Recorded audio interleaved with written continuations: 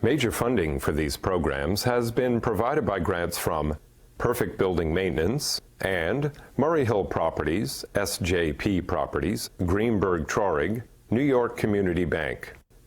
Additional funding for these programs has been provided by grants from Akron Gold Brothers, LLC, C.B. Richard Ellis, City Investment Fund, Cushman & Wakefield, Eastern Consolidated, XL Realty Advisors, LP, Essex Capital Partners, First American Title Insurance Company of New York, Gemini Real Estate Advisors, GVA Williams, Hal Fettner, Durst Fettner Residential, Helmsley Spear, Herbert J. Sims and Company, Herrick Feinstein LLP, Jackson Development Group, James D. Kuhn Real Estate Institute at Syracuse University, John Katsimatidis, Kilroy Metal Products, Marcus N. Millichap, Massey Knackle Realty Services, M&T Bank, Madison Realty Capital, Meridian Capital Group, Newmark Knight Frank, Muss Development, Palin Enterprises, Rosenthal & Rosenthal, Signature Bank, Sheldrake Organization, Sterling & Sterling, Stephen Napolitano, Stonehenge Partners, Studley, the Moynihan Organization.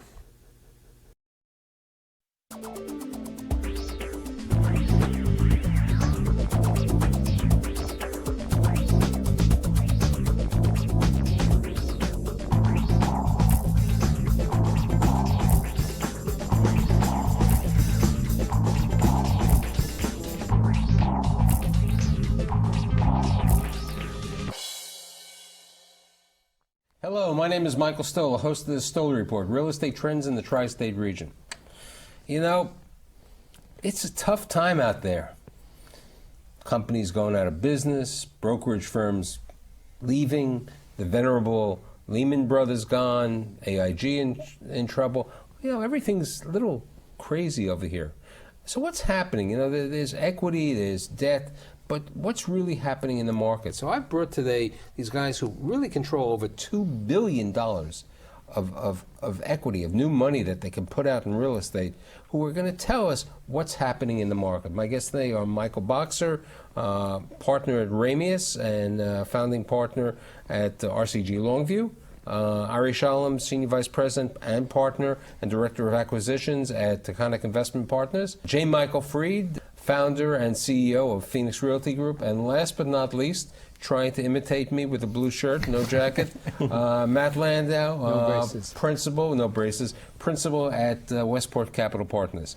So, Boxman, you know, you and I have gone together from even the beginning. At the times when I used to be at Shallot's Kosher Restaurant, owned by Mr. J. Michael Fried a number of years ago when we started 8 years ago. What's going on today? You got $1.5 billion to put out. Are you putting it out? Well, first and foremost, we know it's a sign of the times. You used to feed me before the shows. There was little cookies before.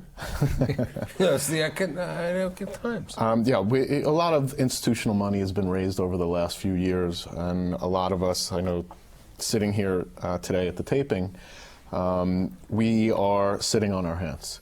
I think it goes without saying that given the tumultuousness and the retrenchment that's going on in the market, there's a belief by a lot of my colleagues that the risk that real estate prices are going to go up from here are vastly outweighed by the chances that prices and values are going to come down. So from our perspective, we have a lot of dry powder. We are empowered with the ability to commit when we see fit, but the upside associated with committing right at this particular moment in time is vastly outweighed by the benefits of sitting on the sidelines and seeing where the market goes from here.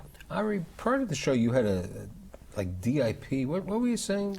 Well, I believe that right now, the 2008 is the year where you have the traditional developer in possession. It's like dip financing in the bankruptcy world. Developer in possession. Right. So, my audience, what do you mean by that? Well, these properties have interest reserves. They still have term left on their loans. Business plans may not be on track, but the properties are still in the hands of the developers. I think 2009 and 2010 are going to be the years where the developer is marginalized or even foreclosed out of the ownership structure, and the lenders or the mezz lenders are going to be in control of the assets, which will enable a more fluid environment for the movement of assets and the introduction of velocity into the market. Right now, there's very little velocity, and I think if you strip out the Maclo sales, my sense is that we're down like maybe 80%. Yeah, we're in about New York City. 83% down in New York. Yeah. Nationwide, 69% on the numbers. Right, and buyers, I believe, are down. Really, I think the market is down. There's just no velocity to evidence or data points to show that. So buyers are sitting on the sideline waiting for sellers to come down to the market. But you guys are all, for my audience, you are all buyers. You all invest equity, and you also invest debt. Every one of you will put out money also. I mean, you've always been a debt man. I mean, what are you seeing over there? You're building on 119th Street and Fifth Avenue, and probably one of the nicest buildings in Harlem over there. Yeah, Fifth on the Park. It's a high-rise luxury, the first high-rise luxury condo in Harlem.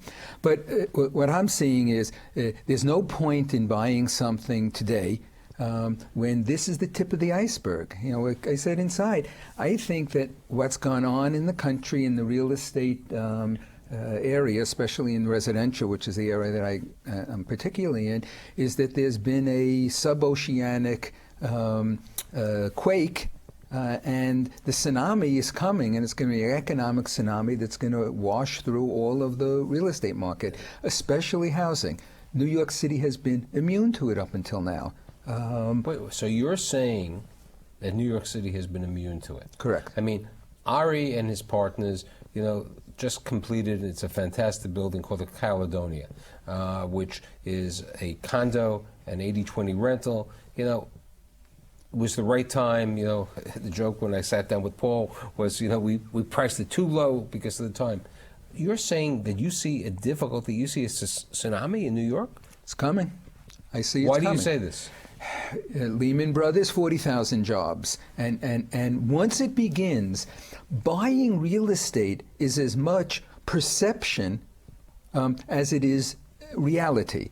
You have a buying public, and that buying public bought because they think that it's an alternative to rental. They're going to own it, they're going to build some equity in it, or it's going to stay the same.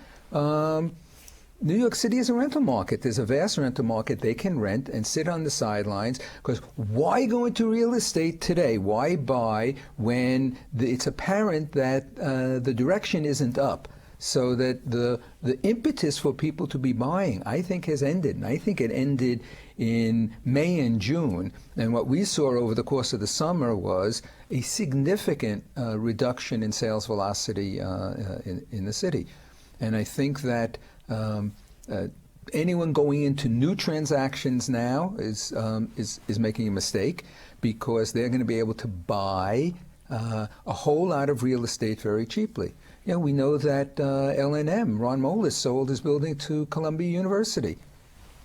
I mean, that's a sign of the times. I think that he was early on. He was a harbinger. You know, he saw the handwriting. Why bring the building out and try to market it against a tough market and declining market? Let me preface, they did bring it out. What happened is they couldn't sell any units. Okay. They did bring it out. I mean, there are other properties, and you know, part of the situation is Riverdale. There was a perception that Riverdale was a great market. It is a great community to live in. The only problem is there was no need, and that was a reasonably priced market. The Solari in Riverdale is having major problems. Now you're in a variety of things. You were talking prior to the show. You're going to be buying 22 nursing homes and assisted living facilities, and you're also starting sales next week of 42 Berry Street, 72 Berry Street in the chic as Williamsburg section of Brooklyn. You know, the good news is there is always a market in New York for very specialized product. Okay, you will take a hit in price, you will take a hit in velocity, but if you have something that's different, whether it's an old conversion with historic materials or you're offering something different, it will sell. It's all about returns. The fund world is more competitive than the real estate world. Okay, what I mean is all the funds are trying to make their returns, and the ones that don't make it are out. There's already some funds, we were just talking about it before the show started, that are toast. They don't know they're toast. As to the tsunami in New York, you want to talk about toast? I was with a very large, I need to leave it unnamed, office owner in New York City who said that rents in Manhattan right now are down 25–30% across Class A space, and there are deals being cut right now with significantly less. They're back to '06 pricing, '06 rents. A building that was getting $120 a foot, people will take $90 a foot to rent that today. And it's going to get worse because it's all about who's in at the lowest basis. Okay. I know Boxman over here happens to have a building on 57th Street, landmark building. What's happening? I don't think that's a good example, Mike, because Then talk about he's referring to 200 West 57th Street, which we bought from Mr. Eddie Trump from no relation to the Donald. As they say, the good Trump family.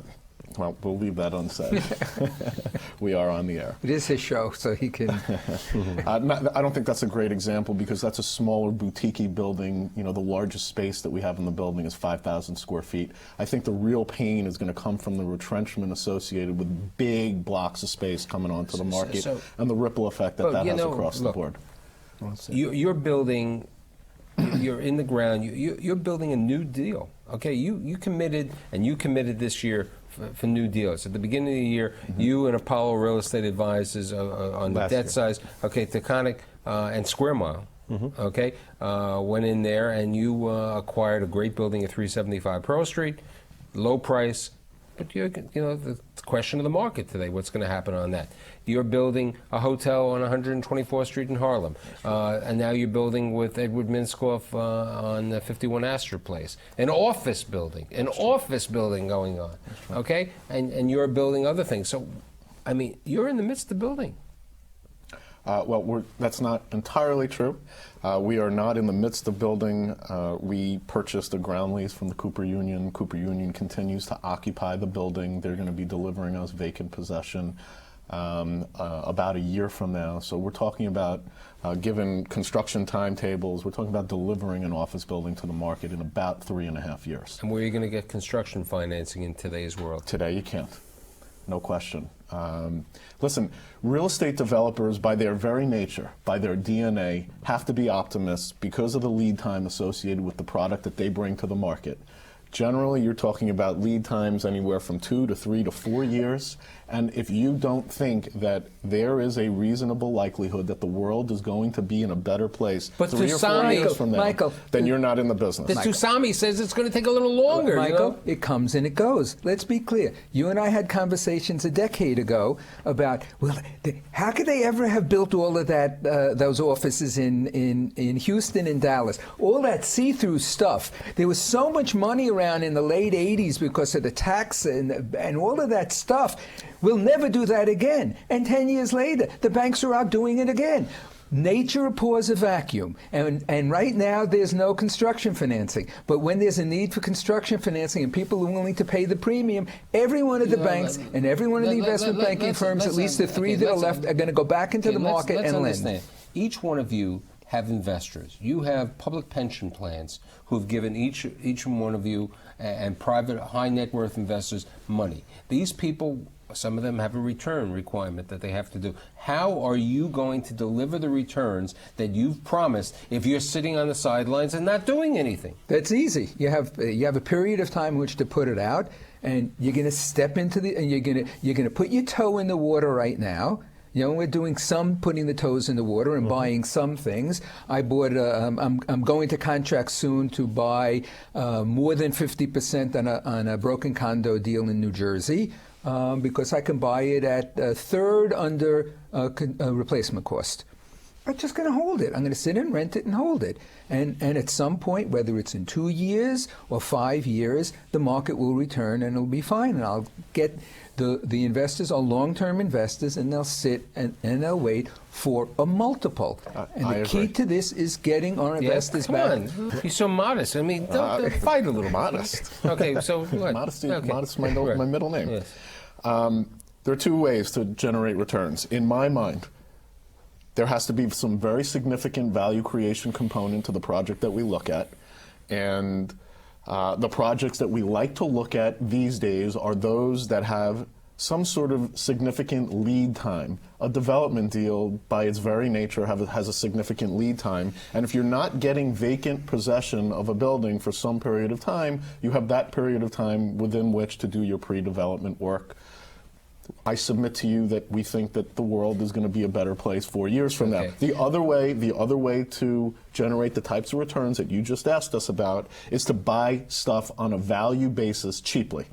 Now, I submit to the group that we are going to be able to buy stuff cheaply in the next 6 months to a year as a result of all those 06 and 07 vintage deals that were done with floating rate loans. Like he's talking about the condos in New Jersey. The bank lent you $80 2 years ago, and by the way, when you go to refinance 6 months from now, they're only going to give you $50, if that at all. Okay. We look for the same returns on all our deals. The question is, how do you get there? If we have to acquire or get involved in a transaction that's going to have a lot longer of a run out in order to realize value, then we have to buy it cheaper, or we have to create the value. But I think that in New York, to really make money, you always have to create value. So the key now is pricing and timing.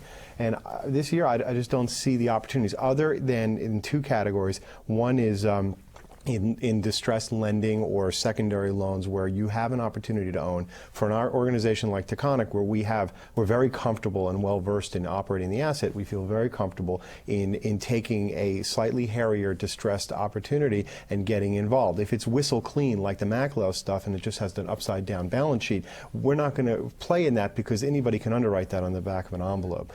With respect to other opportunities that we see in the more fragmented areas, in the outer boroughs, smaller retail, things that can be all equity, let's look at where people don't call Darcy Stakem for an opinion of value. There's always those property, opportunities. which I think is a great opportunity up in the Bronx. You bought the American Banknote building.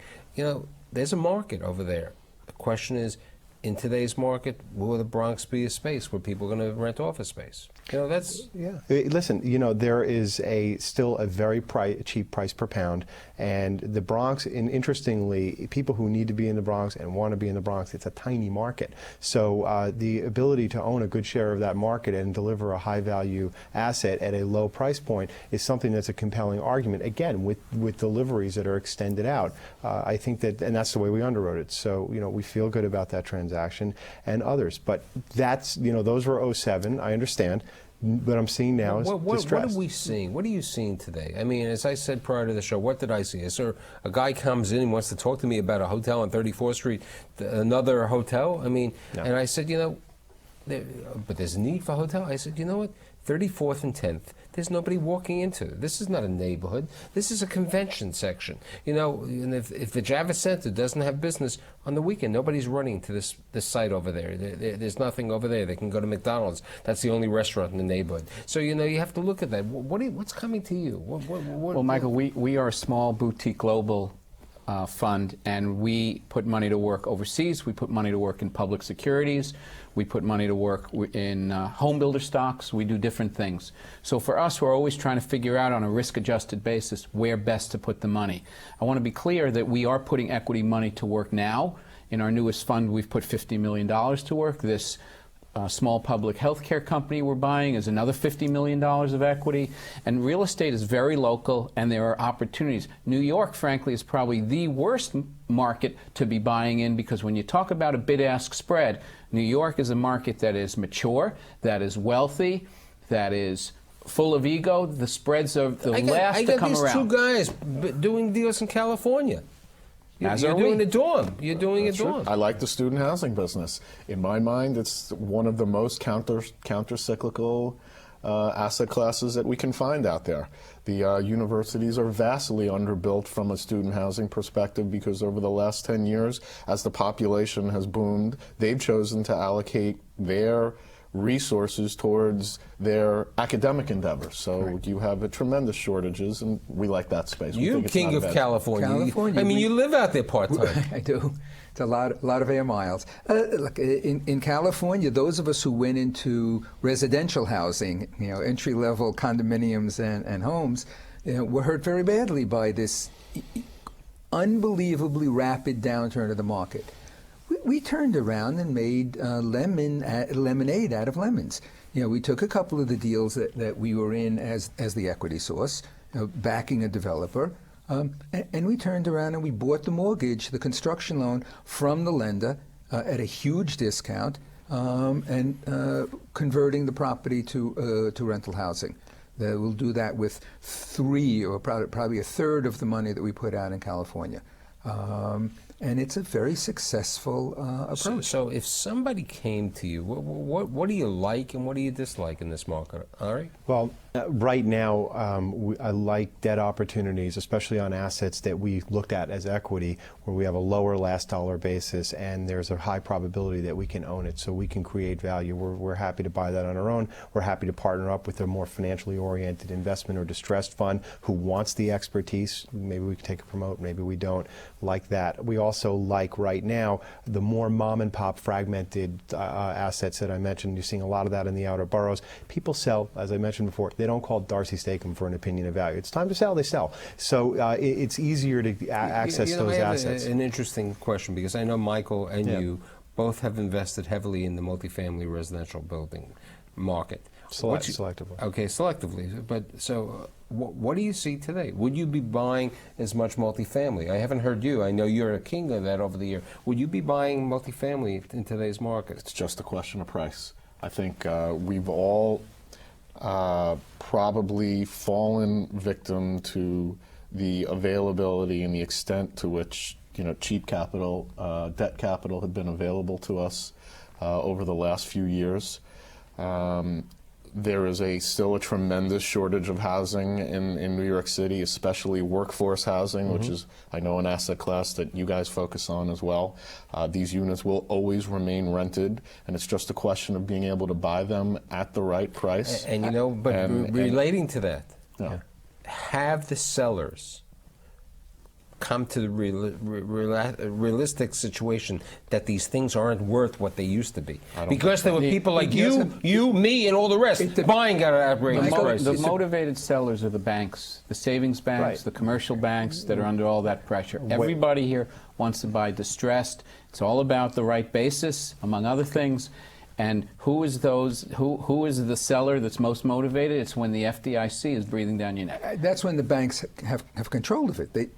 Most multifamily today is not in distress, so there isn't a lot of multifamily rental in it. So you asked the question, Michael. It's properties to which you can add value. Yes, multifamily is great. If you can buy something that's underperforming, undermanaged, underrun, and you can buy it and add value. When I put Phoenix together and I put the company together, the senior people in the company had finance backgrounds. I wanted everybody else to be real estate. I want them all to have come out of the development background, because exactly what we're doing is buying underperforming, undermanaged multifamily, things that in its market should be commanding $1.80 or $1.90 rents, and is at $1.40 because it's owned by too much time in California. We talk. We don't talk I understand. Just multiply it by 12. Michael was talking about the value creation proposition. I'm not disagreeing on the value, and I think, but I'm hearing and I'm seeing, and maybe I've done 4 shows this season so far. I'm seeing the people saying, I'm going to wait on the sidelines. I haven't seen the knife fall enough yet. I'm waiting. If I can. Ari says if I can buy debt. You said if I can buy debt, you are a debt guy. You'll look around. What do we really? When is this going to change? When do you? I don't have the apple here, so my crystal ball isn't here. Deleveraging is painful. That's what's going on right now. There's too much leverage in the system, and like it or not, everything is going like this. Values are coming down as a result of assets being written down, as a result of income projections not being realized. And that's going to take some time, and I think that is at the root of all of our the hesitancy that you're hearing in our voices. We all have some capital that's available to us to deploy at levels that we think make sense, but I think you're hearing the hesitancy as a result of the deflation that's going on, the deleveraging that's going on, and it is going to take some time. Michael, the good news is that looking well into the future, the role of private equity in real estate is becoming more and more important. It's a huge opportunity. Now, people may be afraid in the short term that they're catching too sharp a falling knife.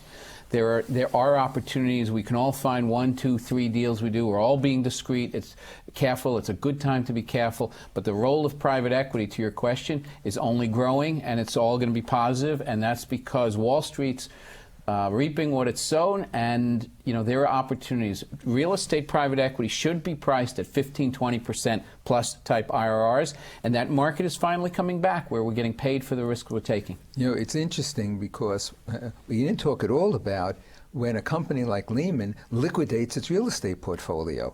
It has a multi-billion-dollar portfolio. This is what the market needs because, see, up until now, there's been so little volume and so few data points. I really believe in the buyer's mind, the market is down, way down already. But there's no data points to back that up because the sellers haven't come around. Lehman, when all that stuff works itself through the receivership process and the loans that are especially in New York start to hit, it's going to start to allow there to be a data set which people can point to when they're pricing deals, and it'll bring the market to the buyers. Data set. Prices are down. I mean, yeah, but there's no data points of sales. No one sold. There's 82% or 80% the number you I mean, but 360 Lexington sold, 370 Lexington sold. They sold at probably 20% lower than they would have sold a year ago. I mean, if you take an example of 110 East 42nd Street, on the different prices. So I think prices are going down. I think, it's a different world. But the blood isn't in the water yet in New York City. I feel like it's the last city to get hit. It's coming in from the ocean. Wait a second. Wait a second. Is it Passover? Are we seeing the blood coming into the water? New York City feels like the last city to get hit, generally the first city to recover. And, I think that a lot of people are talking distress. It's really not flowing yet. But when you have a bank receiver running a process and they don't care what the price is, they're just going to sell it for the best price they can get that the creditor committee says is okay, they're going to move it. And now we will start to see, I think, better velocity. That's an 09 event. I would like to thank all of you because 30 minutes are over. I think we've got a good perspective on what you guys do. And I think my audience who needs to come to some good private equity players, they should go. I'd like to thank Michael Boxa, Ari Shalom, J. Michael Fried, and Matt Landau for being here. See you next week.